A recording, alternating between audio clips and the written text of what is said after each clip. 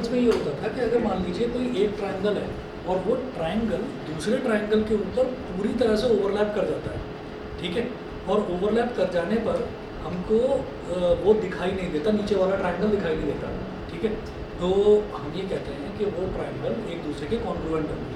अब ऐसा हो सकता है कि एक ट्रायंगल बहुत बड़ा है, एक ट्रायंगल बड़ा है, एक ट्रायंगल छोटा है, एक छोटा ट्रायंगल है और एक बड़ा ट्रायंगल है, तो बड़ा ट्रायंगल जब छोटे के ऊपर ओवरलैप करेगा तो सीधी सी बात है छोटा वाला दिखाई नहीं देगा। लेकिन फिर आप पलट कर देखेंगे तो फिर क्या होगा कि छोटा वाला अब बड़े वाले ट्रायंगल के ऊपर है, तो छोटा वाला भी दिखाई देगा और रिमेनिंग पोर्शन ऑफ बड़ा वाला ट्रायंगल वो भी दिखाई देगा हमको। तो ये कॉन्ग्रुएंट नहीं है। तो कॉन्ग्रुएंट होने का मतलब क्या है? कॉन्ग्रुएंट मतलब जैसे कि हमारे हाथ हैं कि ये वाला हाथ जो और ये वाला हाथ जो, दोनों का साइज़ बिल्कुल सेम है, तो ये पूरी तरह से इसको ओवरलैप कर लेते हैं। तो आप इधर से देखेंगे तो भी एक हाथ दिखाई देगा और इधर से देखेंगे तो भी एक ही हाथ दिखाई देगा। इसका मतलब क्या है? ये तो हमारी डेफिनेशन हो गई प्रॉपर्टी कॉन्ग्रुएंसी की, कि एक फिगर को दूसरे फिगर पर ओवरलैप कराएं या दूसरे वाले फिगर को पहले वाले फिगर पर ओवरलैप कराएं और हमको जिसके ऊपर ओवरलैप करा रहे हैं वो वाली फिगर पूरी तरह से वो कवर कर ले और गायब हो जाए, वो दिखाई ना दे, तो उसको हम बोलते हैं कॉन्ग्रुएंट फिगर्स। और कॉन्ग्रुएंट फिगर्स में क्या होता है कि कॉन्ग्रुएंट फिगर्स में उनके एंगल, उनकी साइड, पूरा डायमेंशन बिल्कुल सेम होता है। फॉर एग्जांपल,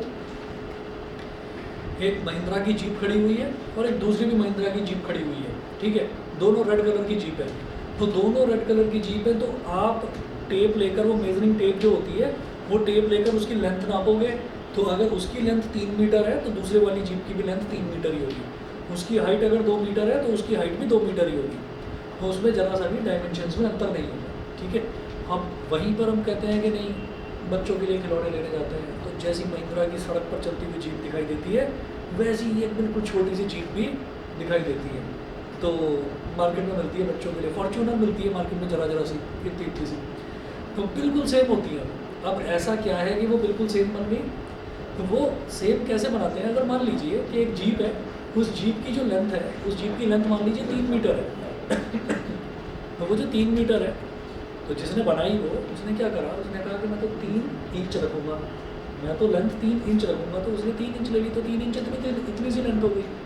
उसने कहा कि इसकी जो हाइट है वो 2 मीटर की है, उसने कहा कि मैं तो 2 इंच रखूँगा। तो जहाँ जहाँ पर मीटर था उन्होंने क्या करा, मीटर को इंच से रिप्लेस कर दिया, तो मीटर को इंच से रिप्लेस करते गए तो उसकी लेंथ हो गई, उसकी सीट की हाइट हो गई, उसकी सीट की विड्थ हो गई, वो सारी चीज़ें उन्होंने बिल्कुल वैसी बना दी, तो वो आपकी एक टॉय मॉडल तैयार हो गया उसका, ठीक है। तो ऐसी जो फिगर्स होती हैं कि आप देख रहे हो कि यार ये सड़क पर जीप खड़ी हुई है और ये खिलौने में जीप है, तो बिल्कुल सेम लग रही है, एक एक चीज़ इनकी सेम है, दरवाज़ा भी बिल्कुल सेम लग रहा है, तो उसका मतलब क्या हुआ कि ये जो फिगर्स हैं, इन फिगर्स को हम क्या बोलेंगे? Similar figures. समझ गए कि ये एक जैसी दिखती हैं लेकिन एक जैसी है नहीं, सिमिलर है। कॉन्ग्रुएंट फिगर्स दिखती भी एक जैसी हैं और बिल्कुल एक जैसी ही होती हैं, ठीक है। चलिए जी, तो ये अंतर हुआ जो मैंने आपको बेसिक अभी ऑलरेडी डेफिनेशन बताई, कॉन्ग्रुएंसी में और सिमिलैरिटी में ये अंतर हुआ। अब देखिएगा, हम ऐसा करते थे कि जैसे मान लीजिए एक ट्रायंगल ये है,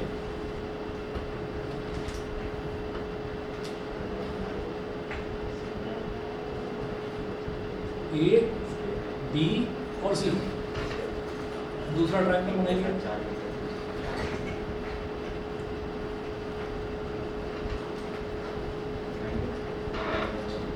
डी, ई और एफ। तो ये ट्रायंगल हमने यहाँ पर कहा कि if A B is equal to D, अगर ये ए बी डी ई के इक्वल है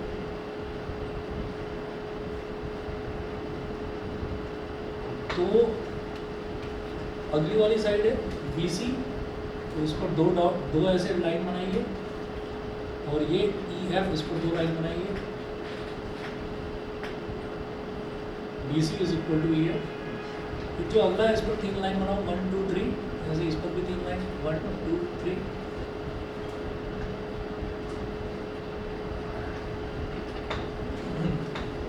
तो A C is equal to D F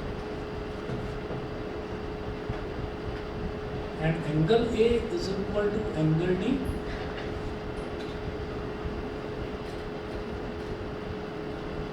semicolon, इधर 2 आर्क लगाओ तो इधर भी 2 आर्क लगाओ, angle B is equal to angle E. फिर इधर 3 आर्क लगाइए, एंगल सी, और इधर भी 3 आर्क लगाइए, angle C is equal to angle F. तो जब दो साइड्स को इक्वल दिखाना होता है तो मैं इधर एक छोटी सी लाइन बना रहा हूँ तो इधर भी छोटी सी लाइन बनाऊंगा। अगर मुझे दूसरी पेयर ऑफ साइड्स को दिखाना है तो पहला तो मैंने एक सिंगल लाइन तो यूज़ कर लिया, तो डबल लाइन यहाँ बनाऊंगा तो डबल लाइन, तो डबल लाइन यहाँ बनी हुई है, डबल लाइन यहाँ बनी हुई है, इसका मतलब ये वाली लाइन इस वाली लाइन के इक्वल है। ट्रिपल लाइन इधर बनी है, ट्रिपल लाइन इधर बनी है, इसका मतलब ये वाली लाइन इस वाली लाइन के इक्वल है। सेम केस एंगल्स के लिए है, सिंगल आर्क अगर इधर बना है, सिंगल आर्क इधर बना है तो angle A is equal to angle B, double arc इधर है, डबल आर्क इधर है तो angle B is equal to angle E. इस तरह से दिखाया जाता है। उसके बाद हम ये कहेंगे कि ऐसे केस में जहाँ पर तीनों साइड्स इक्वल हैं, ठीक है भाई, तीनों साइड्स इक्वल हैं, ए बी डी ई के equal, B C E F के इक्वल और ए सी डी एफ के इक्वल, और तीनों एंगल्स भी इक्वल हैं।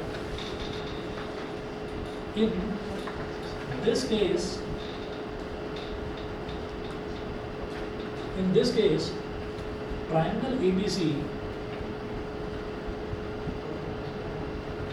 is congruent to triangle DEF। इस केस में ट्रायंगल ABC और ट्रायंगल DEF कॉन्ग्रुएंट होंगे। कॉन्ग्रुएंट मतलब बिल्कुल एक जैसे होंगे, सेम होंगे। अच्छा, और इसमें हमको जो है सीक्वेंस का ध्यान रखना बहुत ज़रूरी है। तो सीक्वेंस मैंने 9th क्लास में भी बच्चों को बताया था। अब मैं आपको दोबारा से बताता हूँ कि सीक्वेंस कैसे। कई बार क्या होता है कि हमारे पास कोई 2 ट्राइंगल्स हैं और उन 2 ट्राइंगल्स में हमको उनकी साइड्स इक्वल पता चल गई, ठीक है, हमें एंगल इक्वल नहीं पता चले, एंगल का कोई क्राइटेरिया दे नहीं रखा, एंगल दे ही नहीं रखा है दोनों ट्राइंगल्स में, तो साइड दे रखी है, हमने साइड से अंदाज़ा लगा लिया कि भाई साइड सारी की सारी आपस में इक्वल है, तो हम उनको कॉन्ग्रुएंट बोल सकते हैं। लेकिन जब कॉन्ग्रुएंट बोलेंगे तो हम सीक्वेंस किस तरह से ध्यान रखेंगे। मान लो कि मुझे ये 2 साइड्स इक्वल दिखाई देगी, मैं क्या करूँगा, ए बी इधर लिखेंगे, A B is equal to D E, और दूसरा जो साइड है वो क्या है, B C is equal to E F. अब क्या करें, अब इन दोनों को एक जगह लिख लो, ए बी और बी सी कहाँ से निकल कर आए, ट्राइंगल ए बी सी में से, और डी ई और ई एफ कहाँ से निकल कर आए, ये ट्राइंगल डी ई एफ में से निकल कर आए। तो ए बी और बी सी को एक साथ लिखेंगे ऐसे, ए बी बी सी, ऐसे ही डी ई और ई एफ को इधर लिखेंगे ऐसे, डी ई और ई एफ। अब क्या होगा कि इन दोनों में ए बी और बी सी में देखिए कॉमन अल्फ़ाबेट कौन सा है, कॉमन अल्फ़ाबेट डी है, तो आप इसको ओवरलैप कर दो, कॉमन वाला अल्फ़ाबेट बीच में आना चाहिए। तो ए बी और बी सी के बीच में ही आ रहा है, ये बीच में दिखाई दे रहा है। अब इनको ज्वाइन करेंगे तो बी के ऊपर ओवरलैप कर जाएगा, तो हम बोलेंगे ट्राइंगल ए बी सी बन गया ये। ऐसे डी ई और ई एफ, इसमें कॉमन अल्फ़ाबेट ई है और वो इत्तेफाक से बीच में ही आ रहा है, तो इनको ज्वाइन करेंगे तो डी ई और ई एफ को ज्वाइन करेंगे, क्या बन जाएगा, डी ई एफ, ठीक है, ये क्या बन जाएगा, ट्राइंगल डी ई एफ। बीच में क्या कर देना है, कॉन्ग्रुएंट का सिंबल लगा देना है। ये अभी वही चीज़ बता रहा था 9th में भी करी थी, ठीक है। अच्छा, हम ये कहेंगे नहीं ये तो सीधा सीधा दिखाई दे रहा था, कुछ अलग, कोई अलग साइड पे हम कहेंगे चलिए जी हमारे पास पहली वाला पेयर साइड का अवेलेबल है और दूसरे वाला पेयर अवेलेबल, तीसरा वाला अवेलेबल है। तो क्या करते हैं, देखिए ये ऐसा हो गया, तो मैं A B is equal to D E ले लेता हूँ, A B is equal to D ले लिया हमने, और फिर A C is equal to D F ले लीजिए, A C is equal to D F ले लिया। अब क्या करिए, ये जो ये वाले हैं ये ट्राइंगल ए बी सी में से निकल कर है, तो इनको एक तरफ रखिएगा ऐसे, ए बी इधर और ए सी इधर। अब ये जो है डी ई एफ वाले, तो डी ई इधर और डी एफ इधर, इनको ऐसे रख लिया। ऐसे करने के बाद में फिर मैं ये देखूंगा कि जो कॉमन वाला अल्फ़ाबेट है वो बीच में आना चाहिए।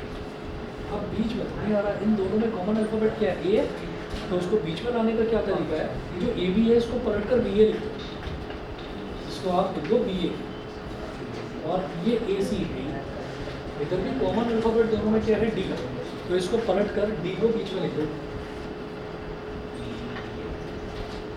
डी और डी एफ। जब बी ए और ए सी का कॉम्बिनेशन होगा तो ए विल ओवरलैप ऑन दिस ए, ये क्या बन जाएगा, ट्राइंगल बी ए सी। ऐसे ही जब ई डी और डी एफ का कॉम्बिनेशन होगा तो ये डी डी पर ओवरलैप कर जाएगा, ये बन जाएगा triangle E D F. Confluency का सिंबल लगा दिया। तो ये जब हम साइड्स को कंसीडर कर रहे हैं तो हमने ये काम करना है कि हम कोई भी दो साइड्स लेंगे, अगर तीनों साइड्स भी इक्वल आ जाती हैं तब भी हमको सीक्वेंस ध्यान में रखने के लिए क्या करना होगा कि कोई भी दो साइड लेंगे और उनका जो कॉमन अल्फाबेट होगा उसको ओवरलैप करा देंगे बीच में रख के, ठीक है। अब ये आ गया कि ट्राइंगल बी ए सी और triangle E D F congruent आ गए, लेकिन क्वेश्चन में तो हमसे ये पूछा गया था, क्वेश्चन नहीं पता अभी मेरे को, मैं वैसे ही बता रहा हूँ आपको कि क्वेश्चन में हमसे ये कहा गया कि आप ए बी सी को डी ई एफ के कॉन्ग्रुएंट प्रूव करिए। ये तो ए बी सी नहीं बना, ये तो डी ए सी बना है। तो इसको ए बी सी बनाने का क्या तरीका है कि आप क्या करें, आप ये जो पहला और दूसरा अल्फाबेट है ए और बी, इसकी पोजीशन इंटरचेंज कर सकते हैं। सीक्वेंस बड़ा इंपॉर्टेंट है। बी ए सी का आपने ए और बी की पोजीशन इंटरचेंज करके उसको ए बी सी बना दिया। तो सीक्वेंस इंपॉर्टेंट है, इसलिए जब इसका पहला और दूसरा अल्फाबेट मैंने इंटरचेंज करा है तो इसका भी पहला और दूसरा अल्फाबेट इंटरचेंज करूँगा, ठीक है। तो ये क्या हो जाएगा, ट्राइंगल डी ई एफ। तो जब भी कभी हमें साइड्स दे रखी होंगी तो हम साइड्स को इस तरह से इस्तेमाल करेंगे। मान लो तीनों साइड्स भी इक्वल दे रखी हैं तो ज़रूरत मुझे सिर्फ दो साइड्स की पड़ेगी, ठीक है। ऐसे ही सोचिए कि अगर एंगल है तो एंगल वाला बड़ा आसान है। आप ये सोचो कि अगर मान लो मैंने ये वाला एंगल और ये वाला एंगल, ये दो पेयर उठा लिए, एंगल में भी दो पेयर की ज़रूरत पड़ती है बस, ठीक है। तीसरा तो हमको प्रूव करके दिखाना होता है, लेकिन दो की ही ज़रूरत पड़ती है। जैसे एंगल बी एंगल ई के इक्वल है और एंगल सी एंगल एफ के इक्वल है। Angle B is equal to angle E, angle B तो एंगल ई के इक्वल है और एंगल सी एंगल एफ के इक्वल है, ठीक है।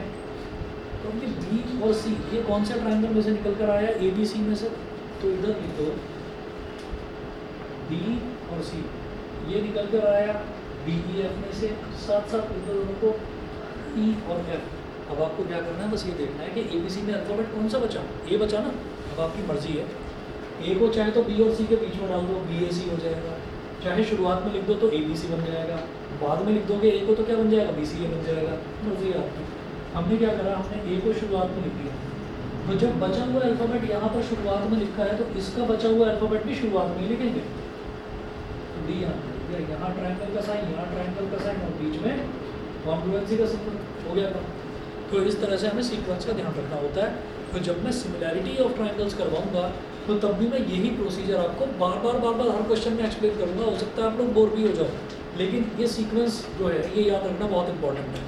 आपने पूरा क्वेश्चन सही करा, सिमिलैरिटी जैसे कॉन्ग्रुएंसी क्राइटेरिया होते थे ना, S S S congruency criteria, S A, इसी तरीके से जो कॉन्ग्रुएंसी क्राइटेरिया है उसी तरीके से सिमिलैरिटी क्राइटेरिया भी होंगे। वहाँ पर भी 4 थे कॉन्ग्रुएंसी, यहाँ पर भी हमारे पास 4 ही हैं सिमिलैरिटी क्राइटेरिया। तो बड़ा आसान है, आप ये समझ लीजिएगा कि वहाँ पर तो हमको ये भी देखना होता था कि साइड्स इक्वल हैं या नहीं, यहाँ पर वो भी देखने की ज़रूरत नहीं है सिमिलैरिटी में। तो अब मैं यहाँ पर शुरुआत में कॉन्ग्रुएंसी में क्या, कॉन्ग्रुएंसी और सिमिलैरिटी में क्या डिफरेंस है दोबारा से बताता हूँ कि कॉन्ग्रुएंसी में ये होता है कि बिल्कुल सेम होती हैं डायमेंशंस, एकदम सेम। फॉर एग्जांपल आप यहाँ पर 10-12 जितने भी बच्चे बैठे हुए हैं, अगर सबके पास एनसीईआरटी की बुक है तो आप एनसीईआरटी की एक बुक उठाएंगे, ये एक बुक उठाएंगे और इसके ऊपर आप एनसीईआरटी की सारी बुक रखते चले जाओगे तो कोई भी बुक बाहर नहीं निकलेगी स्टैक में से।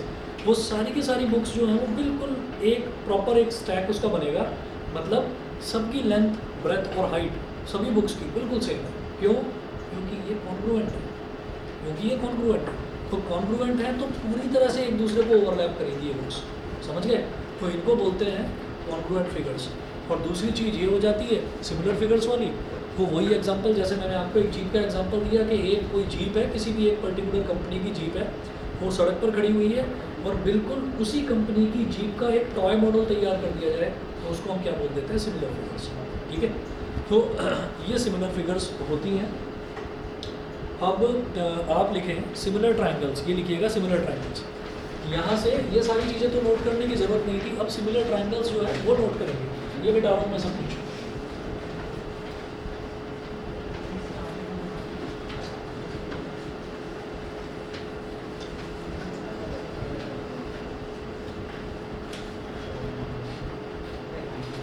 यहाँ लिखिएगा similar triangles.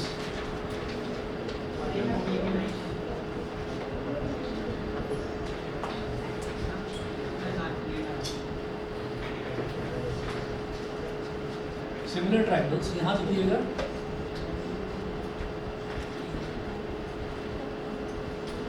Two triangles, triangle ABC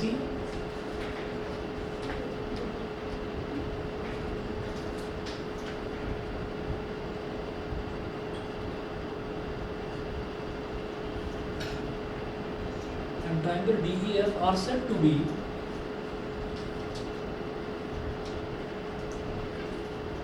two triangles, triangle ABC and triangle DEF are said to be similar to each other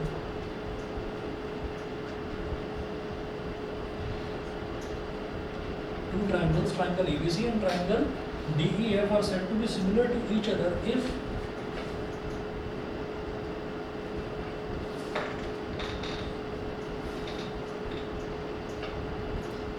their corresponding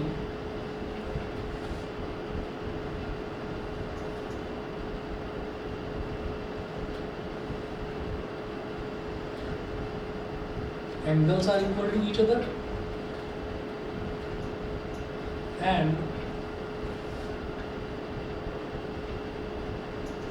corresponding sides are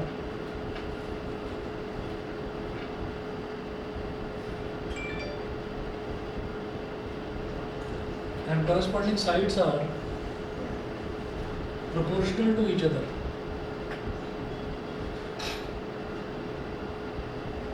And corresponding sides are proportional to each other. And corresponding sides are proportional to each other. तो अब क्या है कि corresponding का मतलब क्या है यहाँ पर? corresponding जो शब्द है ये important है। इसका मतलब क्या है कि हम ये देखते हैं कि हमको कोई दो ट्राइंगल्स दे रखे हैं और उन दो ट्राइंगल्स में हमको एंगल्स इक्वल नज़र आते हैं। तो कैसे है, जैसे मान लो एक ट्राइंगल ये दे रखा है,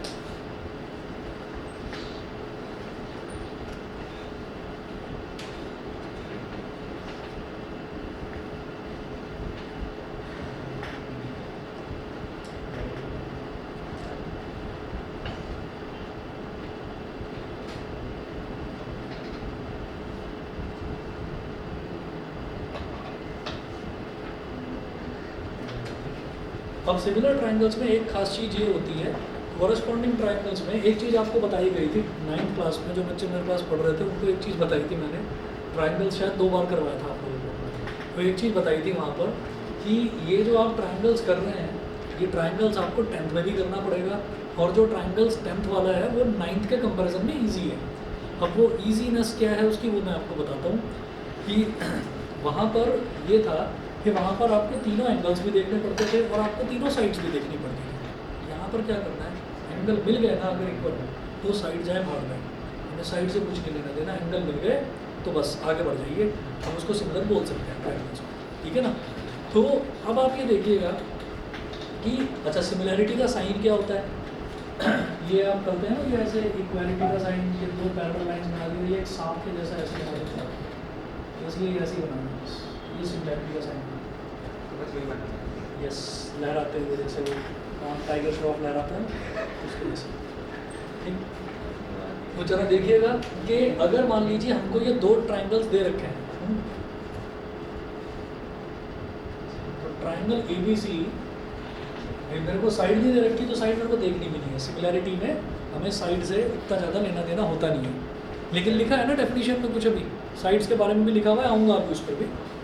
तो हाँ ये बना लेना, मैं आपको पहले तो समझ लो उसके बाद बना लेना। मैं ये बताना चाह रहा था कि वहाँ पर दोनों चीज़ें साथ में लेकर चलनी पड़ती थी, साइड भी और एंगल भी। यहाँ पर अगर साइड है तो साइड ही लेकर चलना, एंगल है तो एंगल ही लेकर चलना। अभी देखिए ये लिख देते हैं कि दो ट्राइंगल हैं, 60 60 80 80 40 40 हो गया, एंगल इक्वल हो गया, triangle ABC similar to triangle DEF हो गया। जब दोनों के एंगल्स इक्वल है तो सिमिलर हो गया। हो गया और वहाँ पर नंबर भी हो गया, गोल गोल घूम जाएगा, ठीक है, क्योंकि आपने कॉरस्पॉन्डिंग एंगल्स वाली चीज़ पर ध्यान नहीं दिया। क्या है, ये 60 है ना इधर, और इधर ये वाला 60 है, तो 60 एंगल कौन सा है, ए, तो इधर लिखना है ए, इधर 60 कौन सा है, डी, तो इधर लिखना है डी, फिर इधर 40 कौन सा है, बी, तो इधर लिखना है सेकंड पोजीशन पर लिखेंगे बी, तो सेकंड पोजीशन पर फिर एफ लिखेंगे आप 40 वाला, ठीक है ना, तो सेकंड पोजीशन पर अब आप लिखेंगे एफ यानी कि 40 वाला, फिर सेकंड पोजीशन पर जो एंगल लिखा हुआ है बी और सेकंड पोजीशन पर जो एंगल यहाँ पर लिखा हुआ है एंगल एफ, वो दोनों इक्वल होने चाहिए, ये कहलाता है कॉरस्पॉन्डिंग एंगल्स। फिर थर्ड पोजीशन पर इधर 80 है तो आपने लिख दिया सी, तो 80 इधर कहाँ पर है, ई है, तो इसको भी थर्ड पोजीशन पर लिखेंगे। तो ट्रायंगल एबीसी ट्रायंगल डीएफ ई के सिमिलर है, डीईएफ के सिमिलर नहीं है, समझ गए? दोबारा बोलो। नहीं, कॉन्ग्रुएंसी में भी होता है, ये दोनों चीज़ों में होता है। तो सड़क पर खड़ी हुई जीप और टॉय कार अगर पलटी हुई पड़ी है ना, तो फिर वो सिमिलर नहीं है, टॉय कार को भी सीधा ही खड़ा होना जरूरी है, समझ गए? समझ गए? तो कॉरस्पॉन्डिंग एंगल्स जो हैं उनका इक्वल होना ज़रूरी है। तो ये चीज़ नहीं है कि जैसे मान लीजिए एरिया निकालते थे ट्रायंगल्स का, तो एरिया में जैसे ये होता था ना, यार एबीसी का एरिया निकाला या बीएसी का एरिया निकाला, बात तो एक ही है, वो तो ठीक है, वो तो ठीक है, एरिया में तो ठीक है चलेगा, कॉन्ग्रुएंसी और सिमिलैरिटी में ये चीज़ नहीं चलती, ठीक है। अब आ जाते हैं, ये तो हो गया कॉरस्पॉन्डिंग एंगल्स आर इक्वल, तो कॉरस्पॉन्डिंग एंगल्स इक्वल हो, और दूसरा क्या दे रखा है, and corresponding sides are proportional to each other. तो क्या क्राइटेरिया देखिएगा, triangle ABC is similar to triangle DEF implies that angle A पहली पोजीशन पर A, तो पहली पोजीशन पर D, दूसरी पोजीशन पर B, तो दूसरी पोजीशन पर E, angle B is equal to angle E, तीसरी पर C, तो तीसरी पर F, angle C is equal to angle F। तो ये तो कॉरस्पॉन्डिंग एंगल्स इक्वल हो गए। कॉरस्पॉन्डिंग साइड्स प्रोपोर्शनल का क्या मतलब है, पहला दूसरा अल्फाबेट AB, इसका पहला दूसरा अल्फाबेट BE, तो देखिए AB अपॉन BE, इसका दूसरा तीसरा अल्फाबेट BC, इसका दूसरा तीसरा अल्फाबेट EF, तो BC upon EF is equal to इसका पहला और तीसरा अल्फाबेट AC और इसका पहला और तीसरा अल्फाबेट DF, तो AC अपॉन DF। ये तीनों के तीनों इक्वल होने चाहिए, ये तीनों के तीनों प्रोपोर्शनल का मतलब ये है कि कॉरस्पॉन्डिंग साइड्स का जो रेशियो है वो इक्वल है। सर अगर साइड्स का प्रोपोर्शन इक्वल होगा तो एंगल दोनों इक्वल होगा, एंगल अगर मान लीजिए साइड्स प्रोपोर्शनल आ रही है तो फिर एंगल देखने की जरूरत नहीं है, छोड़ दो, ठीक है। और अगर एंगल इक्वल आ गए तो साइड्स को देखने की जरूरत नहीं। ये जैसे कॉन्ग्रुएंसी में दोनों चीज़ें लेकर चलनी पड़ती थी ना, यहाँ पर एक ही लेकर चलनी। इक्वल है तो सही ऑर्डर ना ही जाएगा जो आपको ट्रायंगल चाहिए। अगर दो इक्वल हैं, अगर दो एंगल भी इक्वल आ गए तो सही करेक्ट ऑर्डर में आ गए, ठीक है। इसी वजह से मैं आपको एक सिमिलैरिटी क्राइटेरिया बताऊंगा जो कॉन्ग्रुएंसी में नहीं था। हाँ उसको अपॉन भी लिखना है। हाँ अपॉन, तो आऊँगा खैर उस पर। अभी पहले एक काम करते हैं, जितना अभी तक करा है, अभी तक जो ये चीज़ हमने समझी है, इसी पर बेस्ड हमारी पहली एक्सरसाइज है। पहली एक्सरसाइज देखते हैं। एक्सरसाइज 6.1 निकालिए, और ये शुरुआत में ट्राइंगल्स जो है पहले NCERT में से करवाऊंगा, फिर करवाता हूँ RT में से, ठीक है। तो नोट करिए, NCERT का चैप्टर नंबर 6 है क्या?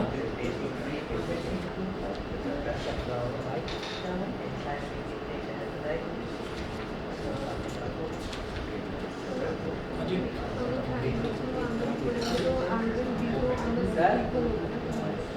नहीं मैं इससे नहीं कह रहा, ये छोड़, ये अलग है। हाँ देख रहा हूँ, 4 या 5 है, 5 ही ऑप्शन है, 5 है, 5 ही ऑप्शन है, और 6th ऑप्शन है, 6th ऑप्शन है।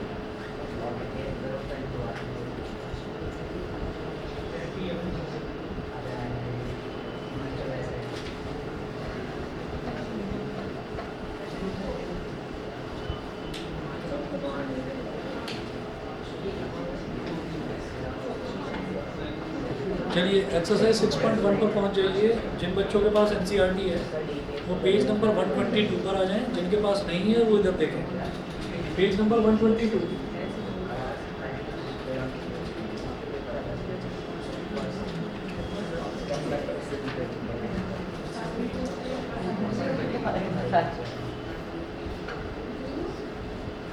एक्सरसाइज 6.1, इसमें देखिएगा क्वेश्चन नंबर 1 जो है वो है fill in the blanks using the correct word given in brackets. तो क्वेश्चन नंबर 1 जो है इसके 4 पार्ट्स हैं, फिल इन द ब्लैंक्स वाला क्वेश्चन है, मैं लिख रहा हूँ।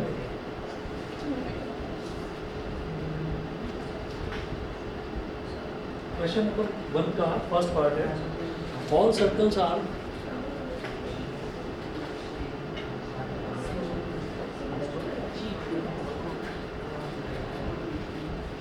डायरेक्ट आंसर नहीं बहुत बड़ा स्टेटमेंट नहीं, ऑल सर्कल्स आर डैश और फिर ब्रैकेट में मेंशन है कॉन्ग्रुएंट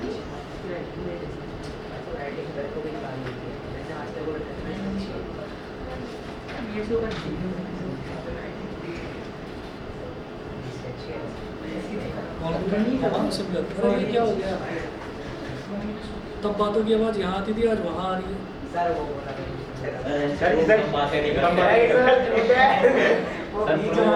हाँ मैं वही कह रहा था, तुम दोनों बहुत शरीफ हो, वही बिगाड़ रहा था। चलिए जी, all circles are dash congruent और सिमिलर, जरा बताएंगे सिमिलर या कॉन्ग्रुएंट बताया गया है। दोबारा बताता हूँ कि कॉन्ग्रुएंसी का मतलब क्या है कि डायमेंशंस आपस में सारी इक्वल होनी चाहिए। जैसे ट्राइंगल की बात करते हैं तो सारे एंगल और सारी साइड्स इक्वल होनी चाहिए। सर्कल में डायमेंशन के नाम पर होता ही क्या है, सिर्फ एक रेडियस। सर्कल में रेडियस चेंज करो तो सर्कल चेंज हो जाएगा। तो सारे के सारे सर्कल क्या एक जैसे होंगे, कॉन्ग्रुएंट होंगे, सिमिलर होंगे। All circles are similar. वैसे कुछ बच्चे जो है ना वो तो बोलते ही रहते हैं और कुछ बच्चे ना खो भी जाते हैं ऐसे ही, बस पता नहीं कहाँ देखना शुरू हो गया। All circles are similar, similar का मतलब क्या है कि भाई इनका डायमेंशन चेंज हो सकता है, क्योंकि ऑल सर्कल सारी दुनिया भर के सारे सर्कल्स की बात करें। सेकंड देखिएगा, सेकंड है ऑल स्क्वायर्स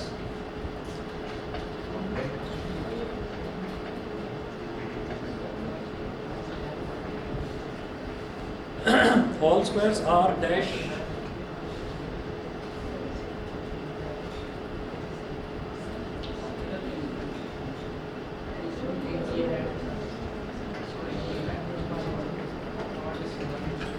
बताओ भाई, ऑल स्क्वायर्स आर,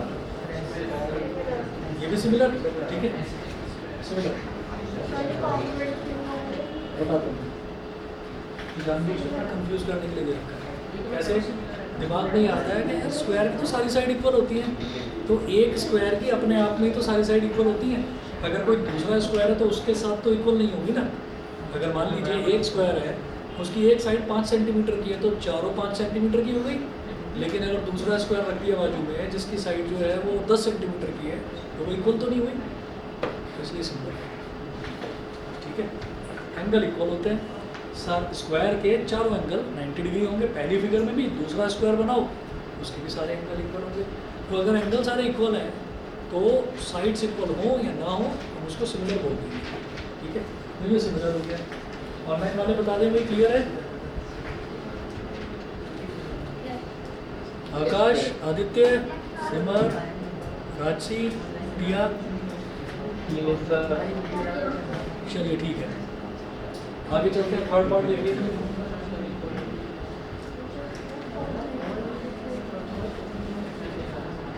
थर्ड है ऑल डैश ट्राइंगल्स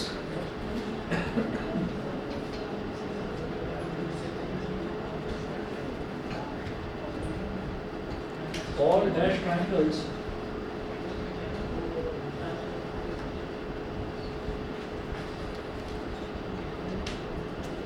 are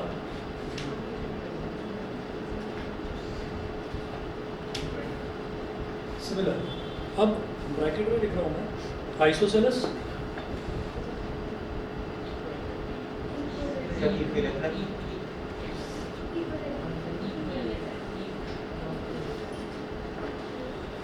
कैसे बोला जाता है? इक्विलेटरल, तो आइसोसेलेस हो गया या इक्विलेटरल हो गया। तो all dash triangles are similar. कौन सा क्या? हाँ। तो आइसोसेलेस में क्या होगा, आइसोसेलेस में जो बेस एंगल्स हैं वो आपस में इक्वल होंगे। जैसे मान लीजिए हमने एक आइसोसेलेस ट्राइंगल लिया, मान लीजिए ये ले लिया, इसका ये एंगल 30 है, ये एंगल 30 है, 30 30 60, तो बचा कितना 120, ये वाला 120 है। एक दूसरा आइसोसेलेस ट्राइंगल ले लिया, ये वाला एंगल 60 है, ये वाला एंगल 60 है, 60 60 120, तो बचा कितना, अच्छा ये तो इक्विलेटरली रिलेटेड है। तो आप ये देखिएगा कि यहाँ पर एंगल्स आपस में इक्वल नहीं आ रहे हैं, ठीक है। भले ही ये वाले एंगल हमको दिखाई दे रहे हैं कि इसके तो तीनों ही एंगल आपस में इक्वल हैं, लेकिन इसके दो एंगल आपस में इक्वल है, लेकिन हमको आपस में नहीं देखना आपस में कितने एंगल इक्वल हैं, हमको देखना है कि दो ट्राइंगल्स जो हैं उनमें एंगल्स इक्वल आ रहे हैं कि नहीं आ रहे हैं। तो अगर मैं इक्विलेटरल ट्राइंगल की बात करूँगा तो इक्विलेटरल ट्राइंगल में सारे एंगल 60 डिग्री के होते हैं। तो आप कोई बड़ा सा इक्विलेटरल ट्राइंगल बना लो, उसके भी सारे एंगल 60 डिग्री होंगे, और बड़ा बना लो, उसके भी सारे एंगल 60 डिग्री होंगे। तो इक्विलेटरल ट्राइंगल में सारे 60 होंगे, तो दूसरे इक्विलेटरल में भी सारे 60 होंगे। तो हम जब दो इक्विलेटरल ट्राइंगल्स के एंगल्स कंपेयर करेंगे तो उनके सारे एंगल आपस में इक्वल आएंगे, तो वो क्या होंगे, हमेशा सिमिलर। तो इसलिए कंडीशन क्या आएगी यहाँ पर, equilateral triangle, all equilateral triangles are similar. समझ गए?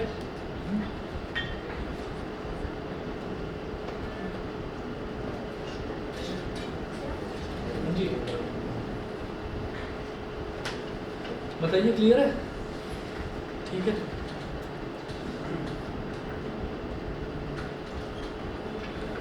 उसके बाद fourth,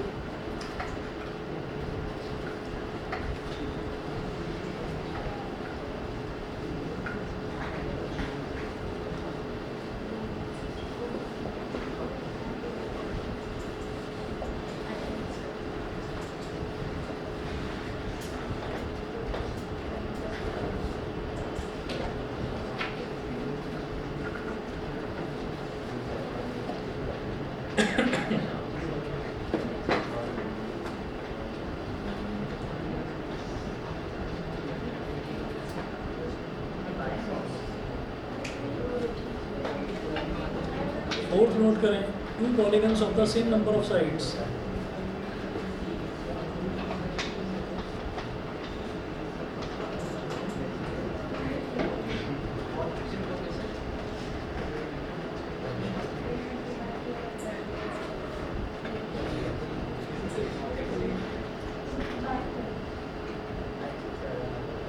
polygons of the same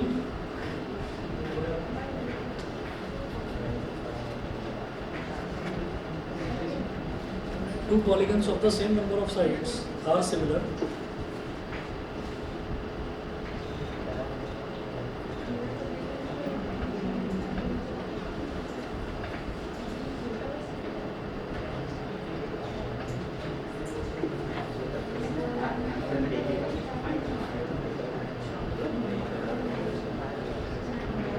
their corresponding angles are dash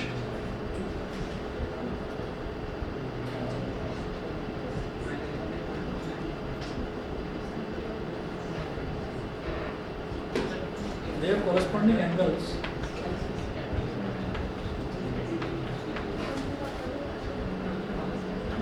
are dash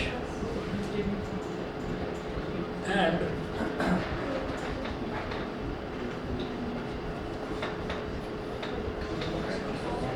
B, their corresponding sides are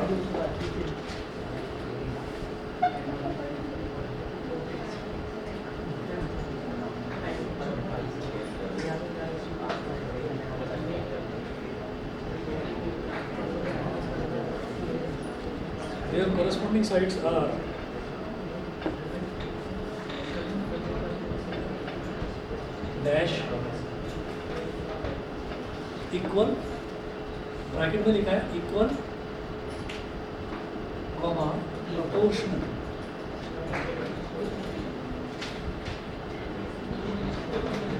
proportional, तो ये जो ब्रैकेट में लिखा हुआ है हमको यहाँ पर पहले वाले इसमें भी ब्लैंक में भी और दूसरे वाले ब्लैंक में भी इसमें हमको यही चीज़ लिखनी है। टू पॉलीगन्स, इनमें से कोई एक चीज़ लिखनी है। टू पॉलीगन्स, पॉलीगन्स का मतलब क्या होता है, क्लोज्ड फिगर। जैसे कि सबसे छोटा पॉलीगन कितनी साइड की फिगर की कितनी साइड्स होती है? सबसे छोटा पॉलीगन, हाँ, 3 यानी कि ट्रायंगल, ठीक है। तो सबसे छोटा पॉलीगन जो है वो ट्रायंगल ही होता है। तो यहाँ पर जो ये इन्होंने पॉलीगन लिखा है, पॉलीगन लिखकर वैसे ही कंफ्यूज कर रहे हैं, आप ट्रायंगल से ही सोचो इसको। 2 polygons of the same number of sides are similar. 2 triangles या 2 पॉलीगन्स चलिए वो सिमिलर कब होंगे? Their corresponding angles are equal. तो एंगल्स का तो इक्वल होना जरूरी है, एंगल्स का तो इक्वल होना जरूरी है। बी है their corresponding sides are proportional.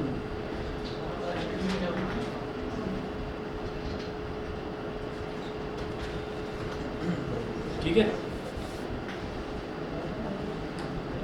चलिए जी क्वेश्चन नंबर 2 देखिएगा। गिव 2 डिफरेंट एग्जांपल्स ऑफ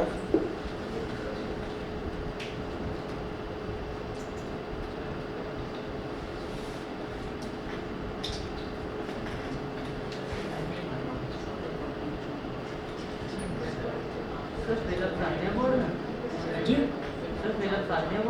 हाँ, 1 नंबर वाले क्वेश्चन जो है ना वो आते हैं। और मुझे लगता है कि इस बार ना शायद पुराना पैटर्न ही रिपीट करेंगे, क्योंकि वो MCQ वाला तो अरे भाई अरे अभी तो प्रूव कर रहे थे, मैं यही हूँ इस बार। अभी तो प्रूव कर रहे थे कि वो है।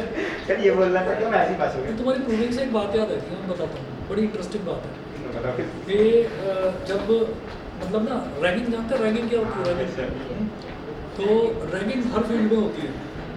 अब एंटी रैगिंग लॉज आ चुके हैं, आप लोग भी 2 साल 2.5 साल बाद कॉलेज में जाओगे, है ना। तो एंटी रैगिंग लॉज तो बहुत आ चुके हैं, लेकिन उसके बावजूद भी बहुत सारी चीज़ें होती हैं कि जैसे सीनियर है तो सीनियर गर्दन नीचे करके जब आके ना उठा लियो हमारे सामने। तो इस तरीके से बड़ी सारी चीज़ें होती हैं। और जो शरीफ से बच्चे होते हैं वो कहते हैं चलिए यार पढ़ने आए हम, चल गर्दन नीचे करके ही चलते थे, वो अपना पढ़ना शुरू कर देते हैं। तो ये हर फील्ड में होती है। जब मैंने नई नई अपनी नौकरी शुरू करी तो मेरे साथ भी रैगिंग शुरू हुई। और रैगिंग कौन करता है?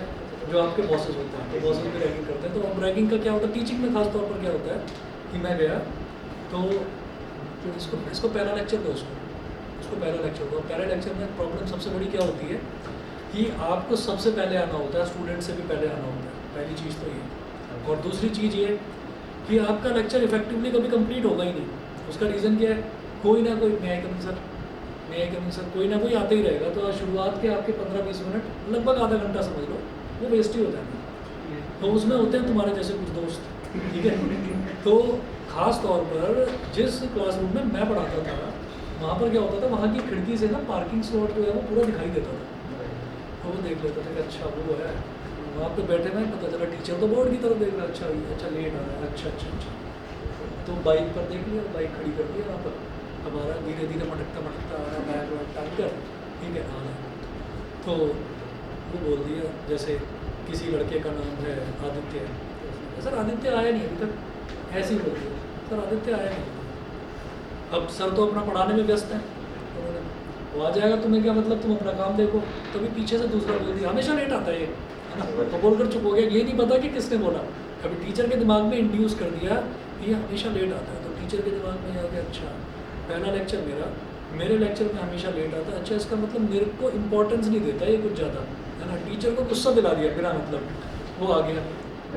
अब आते ही उस बेचारे को कुछ पता नहीं और वो पहली बार लेट हुआ, जैसे आज ही पहली बार लेट हुआ कि वो पहली बार लेट हुआ। और आते ही टीचर ने अपना उसको सुना कहीं का कभी टाइम पर नहीं आता, मार कराओ, ठीक है। पेरेंट्स से बात करनी पड़ेगी, सारी चीज़ें हो जाती हैं। तो अब उसमें कई बार ऐसा होता है कि हम ये सोच रहे होते हैं कि हमको हमारा बॉस परेशान कर रहा है, लेकिन उन सारी चीज़ों का जो है ना फ़ायदा उठाते हैं स्टूडेंट्स। उनको समझ में आ जाता है अच्छा इसको जल्दी गुस्सा आता है, इसको छेड़ेंगे, ठीक है। प्लानिंग हो जाती है भाई, इधर से मैं बोलूँगा अगला डायलॉग उधर से आना चाहिए, इधर वाली जो रो है ना ये नहीं फंसनी चाहिए, वो पूरी क्लास के ऊपर आना चाहिए। हाँ ठीक है यूनिटी, यस वी कैन, बस वो शुरुआत से ही हो जाता है। और जो चिढ़ने वाला है उसको तो बस पूछो। तो हमारे टीचर मतलब हमारे एक टीचर थे तो वो भी चिढ़ जाते थे। तो क्लास में आने से पहले ही एक बच्चा था, उसकी ड्राइंग बहुत अच्छी थी, तो उसको चढ़ा दिया सबने, अरे अब देख लेंगे ना, तो क्यों चिंता कर रहा है, अबे हम हैं। फिर वही बात, डरने की क्या ज़रूरत है, मैं बोल रहा हूँ ना, मैं हूँ ना। पूरी क्लास हाँ भाई साथ में होगी, हाँ भाई हम साथ में, हम देख लेंगे। कोई मुंह ना खोल जाए, हाँ जी कोई मुंह नहीं खोलेगा। तो उसने कहा कि ड्राइंग बना कर दिखा दो। अब है क्या कि गुस्सा जल्दी आता था उनको, नाम बच्चों ने निकाल रखा था एंग्री बर्ड, तो उसकी ड्राइंग अच्छी थी, कहता एंग्री बर्ड बनाते हैं यहाँ पर बोर्ड पर फटाफट। अभी क्या है कि टीचर को भी पता चल जाता है कि उसका नाम क्या निकाल रहे हैं। एंग्री बर्ड बता दिया कि एंग्री बर्ड यहाँ पर बना रखा है ना। तो अब क्या हुआ कि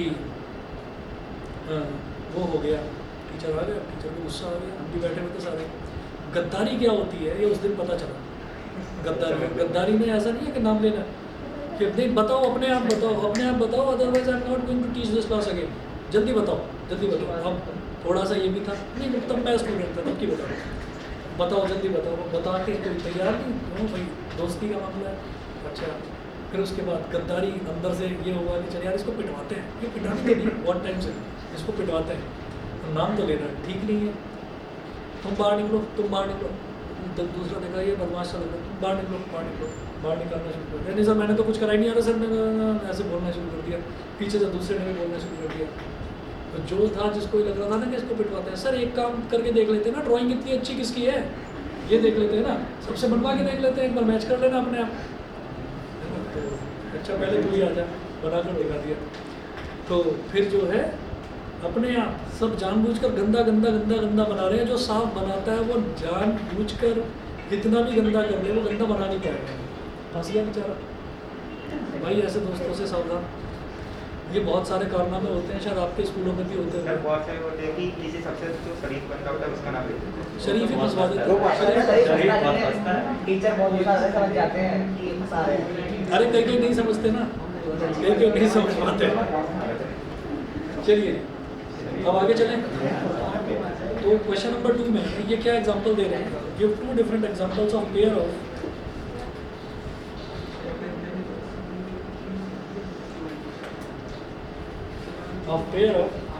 फर्स्ट देखिएगा similar figures.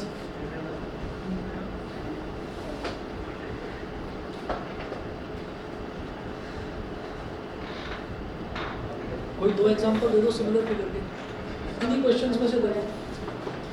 All circles are similar, all squares are similar, ठीक है। एग्जांपल लिख दो ऑल स्क्वायर्स।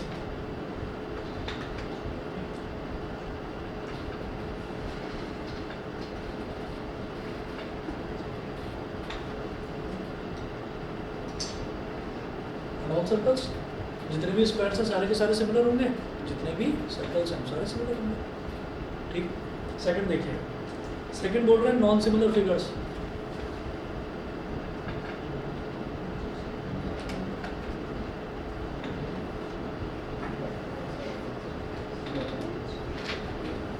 एग्जाम्पल 1,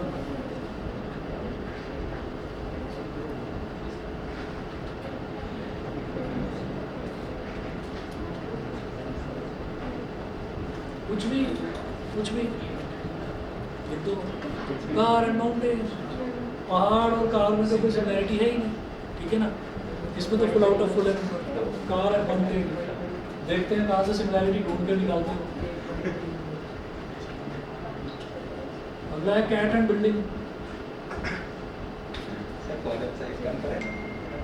कुछ भी नॉन सिमिलर फिगर्स है ना, कुछ भी, ठीक है। अच्छा क्वेश्चन नंबर 3 देखते हैं जरा। State whether the following quadrilaterals are similar और नॉट।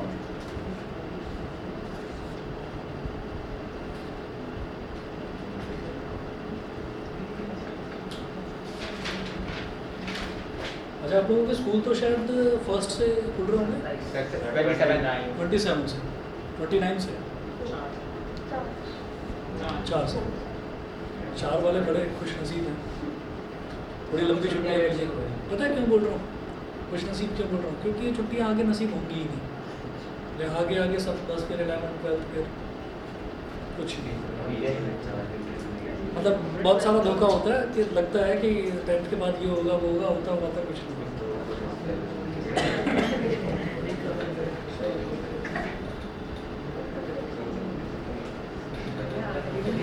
और ये अच्छा करा इन्होंने इस बार छुट्टियां तो दी हैं, क्योंकि मतलब 10th में भी कई बार क्या होता है ना एक्स्ट्रा क्लासेस के लिए बुला लेते हैं।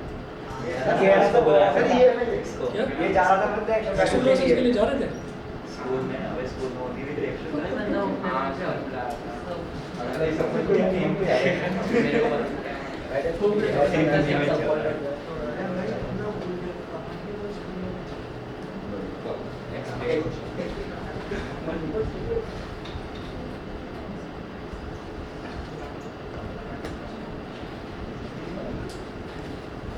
अच्छा, और सिमिलर और नॉट। अब इसमें देखिएगा,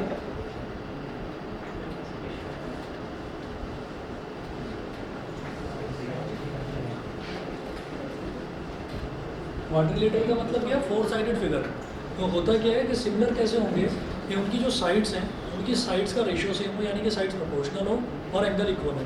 तो यहाँ पर जो दो क्वाड्रिलेटरल दे रखे हैं, तो ये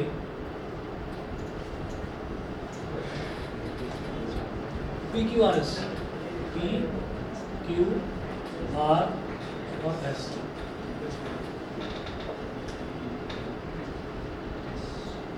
तो 1.5 सेंटीमीटर, 1.5 सेंटीमीटर, 1.5 सेंटीमीटर और ये भी 1.5 सेंटीमीटर। तो ये 4 साइड्स वाली फिगर दे रखी है। हाँ बना लो। अब ये बताइए ये क्या दे रखा है, रेक्टेंगल, ट्रेपेजियम, रोम्बस, रोम्बस है, रोम्बस है, सारी साइड्स इक्वल है। क्या हो गया, अब तो कॉपी तुम्हारी जल्दी चेक करनी पड़ेगी, ठीक है। 1.5 समझ गए ना भाई। पैरेललोग्राम तो है, लेकिन एक ऐसा पैरेललोग्राम जिसमें चारों साइड्स इक्वल होती हैं उसको तो रोम्बस बोलते हैं, ठीक है। एक तो ये हो गया। उसके बाद दूसरा इन्होंने दे रखा है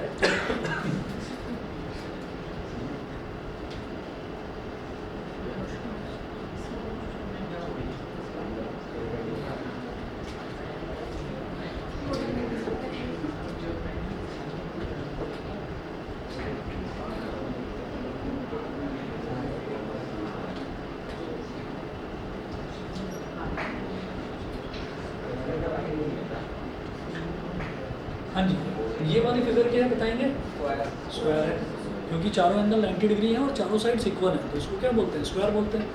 तो यहाँ पर क्या है कि यहाँ पर कंफ्यूज मत होना। देखो जैसे मान लीजिए मैंने पहली साइड की बात करी पी क्यू और इसकी पहली साइड ए बी, तो पी क्यू और ए बी का अगर रेशियो निकालूंगा तो 1.5/3 क्या हो जाएगा, 1/2। 1.5/3 क्या हो जाएगा, 1/2। 1.5/3 1/2, 1.5 ये वाला 3 1/2। तो हम ये कहेंगे सारी साइड्स जो हैं वो तो प्रोपोर्शनल आ रही हैं, लेकिन जो एंगल है वो इक्वल नहीं आ रहे। भाई ये चारों एंगल 90 डिग्री है, ये 90 है, लेकिन क्या रोम्बस का एंगल 90 डिग्री होगा, तो एंगल इक्वल नहीं है।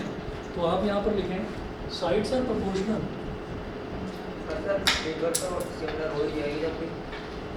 नहीं, एंगल्स का इक्वल होना बहुत ज़रूरी है। एंगल्स का इक्वल, मैंने एंगल्स का बोला था ना आपको कि अगर एंगल्स इक्वल है तो साइड्स का आपको देखना ही नहीं है, ठीक है। तो sides are proportional, sides are proportional but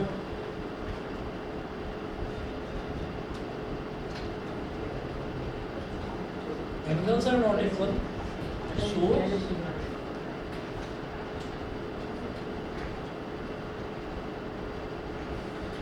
these two quadrilaterals